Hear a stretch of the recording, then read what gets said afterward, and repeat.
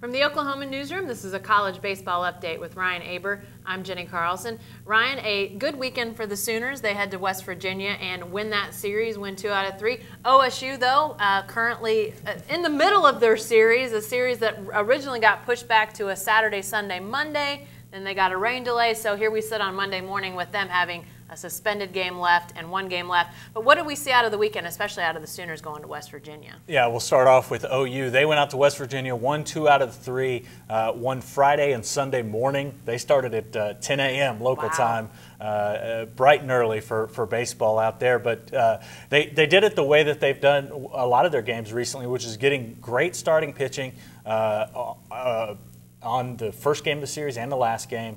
Jake Elliott has been fantastic recently. Robert Tessine was really good on Sunday. And then they were able, their middle of their order has really stepped up and started hitting the ball a whole lot better. Right now in the conference, they're #1 in hitting and #2 in pitching. That's a pretty strong way to finish atop the conference. Well, and the flip of that is the other team in this state, right?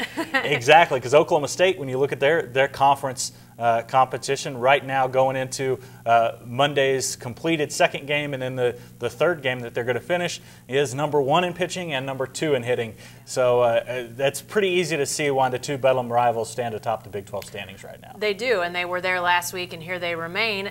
They will play here in another 2 weeks, that first full weekend in May is the Bedlam series. But Ryan, before then, obviously OSU, these completed games on Monday, but then let's look ahead, because OSU has an interesting series this weekend. Yeah, they definitely do. They go and play at Texas Tech. Texas Tech right now stands 3rd in the Big 12 standings, right behind the Bedlam rivals. Oklahoma State needs to finish strong today against Baylor, though, because they need to at least split to keep a tie with OU atop. If they were happen to drop both those games, they would fall behind the Sooners, and certainly that's not someplace they want to be. But Texas Tech is right on their heels. Oklahoma has already played a series with the Red Raiders, so Oklahoma State needs to keep pace with the Sooners here, entering a very interesting Bedlam series. Definitely so. And OU, their win-loss record in the Big 12 will remain the same because they're going out of conference this weekend, right? Yeah, they step out of the conference this weekend. Oklahoma State doesn't do that until the very last weekend of conference play when they go to Michigan.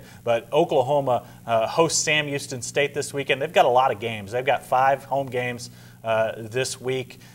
Don't anticipate them pushing people too much. They'll try to conserve their pitching for next week against Bedlam, because clearly that's the most important thing for them right now. All right, we don't want to look ahead to Bedlam. We'll save that for next week. Thanks, Absolutely. Ryan. Be sure to stay with the best coverage team anywhere at newsok.com and every day in the Oklahoman.